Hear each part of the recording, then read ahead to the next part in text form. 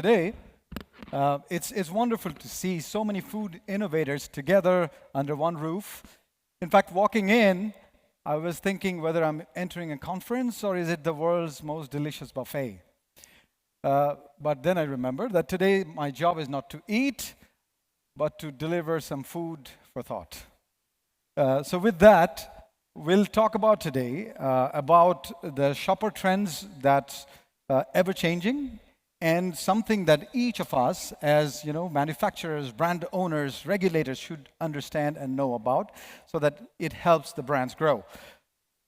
First of all, in Worldpanel, what we do generally, our job is to merge the shopper insights and join them with the manufacturers' insights for manufacturers. So we collect enormous amount of longitudinal data from shoppers, whatever they're buying day to day, and then we convert into nuggets of insights for you. And today we have a few for all of you. We'll talk about today about 6 trending themes among the UAE FMCG shoppers. Obviously, that will include food, beverages, and dairy, which are of interest to you.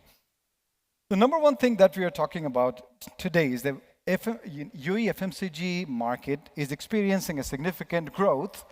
However, that is driven by demographic shifts. And what those are, number one, we all know that when we talk about inclusion and diversity all around the globe, but there is hardly any other place like UAE that really, truly shows the diversity of demographics that it has.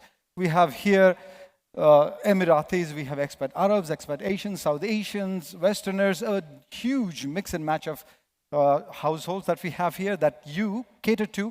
We have bachelor households, so-called the bachelor household, where bachelors stay together. These are white-collar employees that stay together, and their buying pattern is completely different from the families. We have a very young country here. Significant amount of people, households belong to less than 29 years of age. SEC, there's a mix of SEC, socioeconomic classes here. We have, family sizes, very small, medium, and large. So we have to cater to a large, wide range of shopper needs and behaviors. If you look at the, macroeconomic context that we live here, there are 2 sides to it. One is this fantastic GDP growth we see the inflation really contained. We see the PMI index, what it tells us that if it is above 50, our non-oil economy, food and service together are growing and expanding.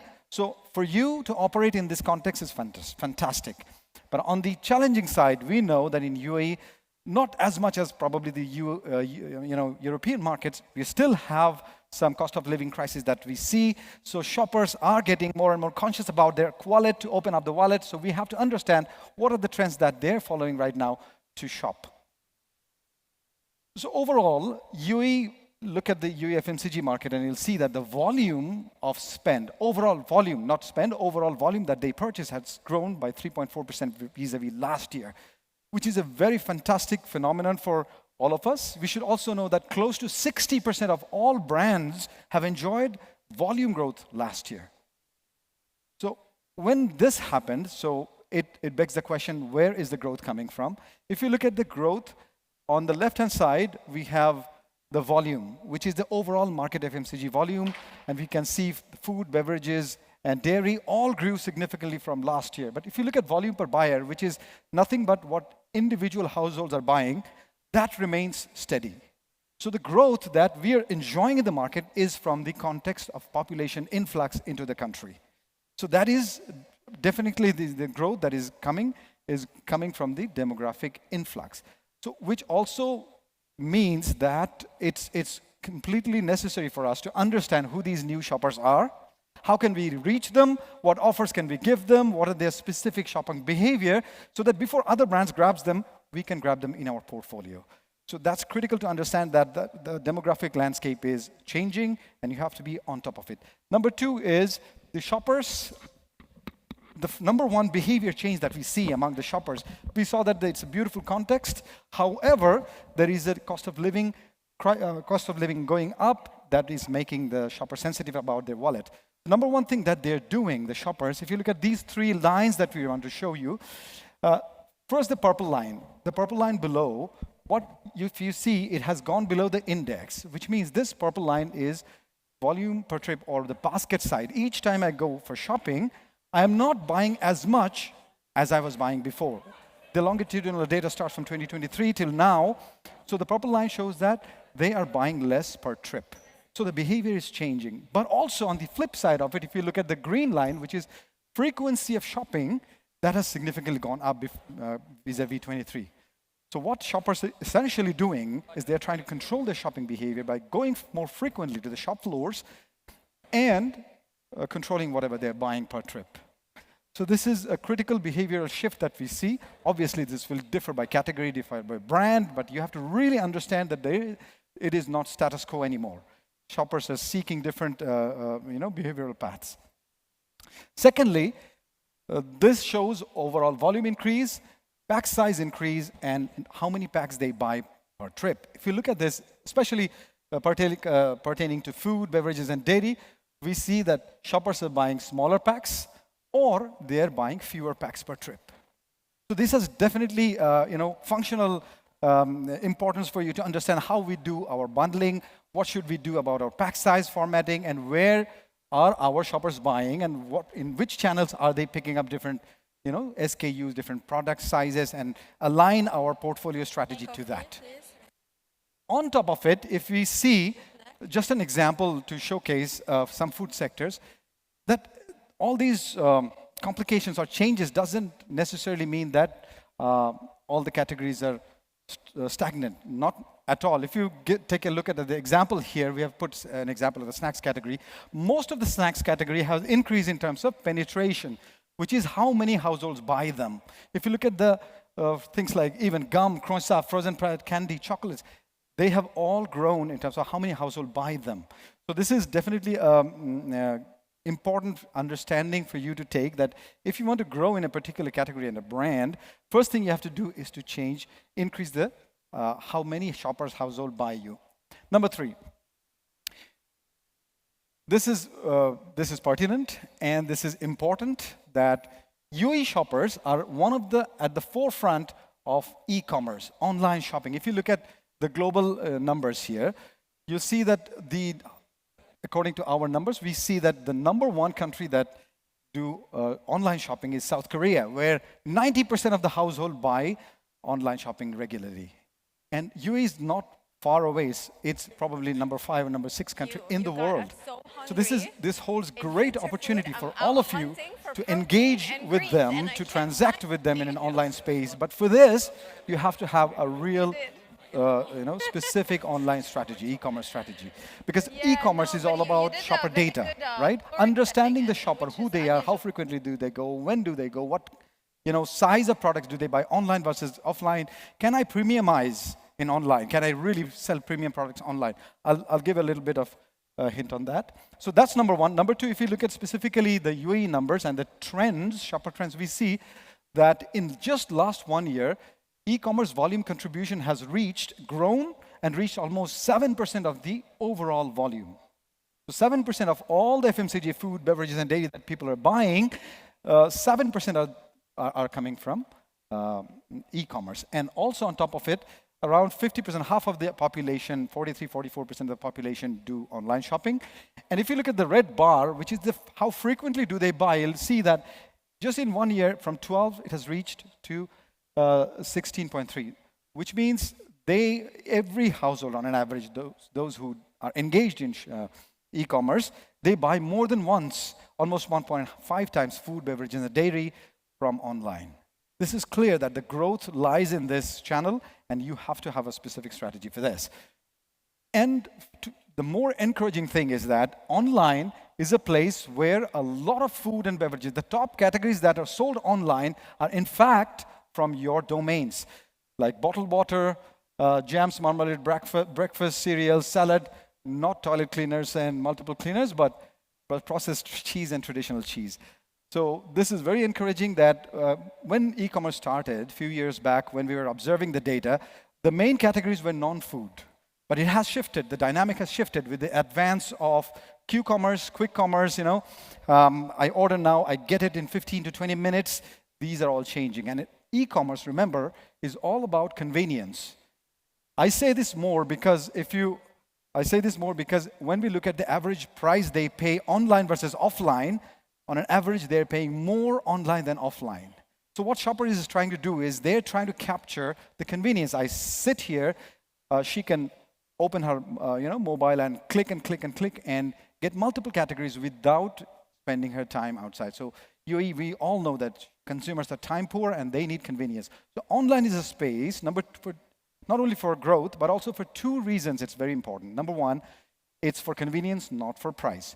So you actually can premiumize within that space. And number two, you can sell bulk. The larger basket size, the basket size in online is larger than offline. So you can sell more online. Number four, this is critical. Everywhere you go, this will be discussed. But in UAE, it is very, very important to understand that the shopper's landscape, the retail landscape, which is obviously in UAE, it is dominated by modern traders, the hypermarkets, the supermarkets. Unlike Saudi, for example, where it's 50-50, the traditional bakala, the mom and pop shops are 50% spend, but not here. It's more than 80% of the spend happen in modern trade and discounters. And here, the main difference, the change that we are seeing is the advent of discounters like Viva, like the Bakir Mohebi, the Al Kabail Center, etc. All these guys, what they're doing is they are growing in terms of the volume contribution, just from 1 year, 5.9 to 7.6. If you look at the discounter penetration, 63% of the UAE households, 63% of the UAE households shop from discounters. And discounter frequency has gone up to 17.5 times per year, which means that every month, shoppers are not only going to discounters for their main mission of shopping, but also they're going there to do an additional round of shopping. So this is something critical to understand, that shopper behavior is changing, and I'll talk a little bit later about how this changes the value-seeking behavior and what does it say about our brands. The first thing is that this is a channel that's changing the landscape of the shoppers. And if you look at the other markets, for example, I was reading a report on the UK market where the big discounter channels are really giant. So they came on a specific time point and they established their footprint. They became giant. They even have their own brands that they sell back to the modern trade, other trades. So that's the kind of thing. So discounters is important because they're here to stay, and you have to have a discounter strategy. I was talking to a client the other week who are into beverages, and they said that their yearly target of their beverage sales in discounters, they met in just 1 quarter. That's the kind of growth that they enjoyed over there. Now, if you look at what they're selling, you'll see that there is a mix of food and non-food. Both are being sold in discounters. The way discounters come in generally is that they enter a market with non-food items, the personal care, the home care, which is long shelf life. So then shopper come in. And then what they do is to increase the frequency, they introduce fresh, they introduce food. So your footfall, your frequency of shopping into those spots is going to increase. And obviously, when you go there to buy fresh, you'll probably pick up other 2 or 3 categories as well. So this is a fantastic opportunity for us as food manufacturers to take advantage of this growing channel, and growth lies in e-commerce and discounters. So what's the difference between, there is a major difference between usage of e-commerce and discounters. Well, e-commerce, the convenience was the number 1 priority, need. Here, value is the number 1 need, right? So you have to have 2 different types of strategy for 2 different types of channels. Now, finally, value shopping is on the rise. So far, the discussion that we have done, it highlights a new dynamic in shopper behavior. That is value-seeking behavior. If you look at the promotion, it could be discounts, it could be price offs, it could be bundling, etc., has gone up in UAE. Shoppers are buying more from promo. It was always a market for promo. It's even increased. Number 2, it's prevalent in both food and non-food. Previously, it used to be mostly non-food. Now, food promotion is also going up. The third thing that we see as a result of value-seeking behavior of the consumers, the channels are competing with each other. They're lowering the ticket prices to get more footfall into their channel. So there is a huge competition going on between modern trade and discounters. When we do analyze where are these modern trade shoppers leaving to, we find clearly that a lot of modern trade shoppers are going to discounters. And obviously the modern trade channels, the big names, they have also realized that, and they have lowered the ticket prices, they have increased the promotion, and trying to get more footfall into their shops. Now, what's happening as a result of this, price competition, value-seeking behavior is that even though the volume has grown up, we saw the average price has dropped because of this shift in channel, promo-seeking behavior, ticket price going down. As a result, spend is not going up. So in the initial slides, we showed that the overall volume of the market is growing. However, the challenge for most of the marketers is that why is my spend not growing? How can I grow my spend? So one of the key reasons, hence we have to do, is to understand who my shoppers are very clearly, who they are in terms of demographics, but also what kind of formula they're looking for, what kind of fragrance they're looking for, what kind of taste they're looking for, what the taste profile of my target group, how can I cater to them? Understanding them has become even more important. Before I change to another direction, I must highlight one thing. Value-seeking behavior does not necessarily mean that only economical products will, grow in this market. We are not saying that. Value is compared to price, but also compared to the stage. For example, if a shopper is a premium brand shopper, he will definitely go for premium. He will keep on going for premium products, but you have to justify to him why your product is premium. What additional value? It could be in terms of product, but it could be also in terms of image. It could be in terms of your positioning. What is he getting? So if your product is premium and you're thinking that, no, discounters is not my place, I'm too premium, we won't encourage that. We would say, try it out. You have to have your discounter strategy. Go there, place your product, but showcase that your product has significant value to offer. And that's because one of the things that we have noticed is that in the discounters, it's not only that the low-income individuals or households are going there. It's not the case. Even within upper SEC, as we call it, socioeconomic classes, significant amount of people are going there.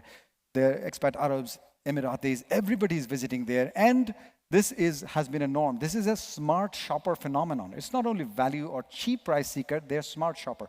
So there has to be a distinction between cheap products and premium products, but you have to express why the value is justified. So that's very critical to distinguish.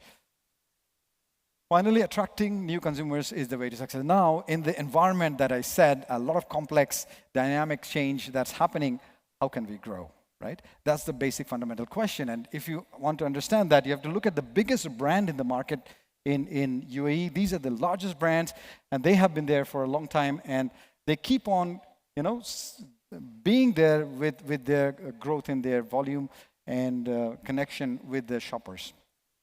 And if you look at some of the most growing brands in terms of how many shoppers they have collected from last year to this year, the shopper recruitment, you see brands like Hamdard, Brandberries, Alakozai, Jenan, Milba, Khalij.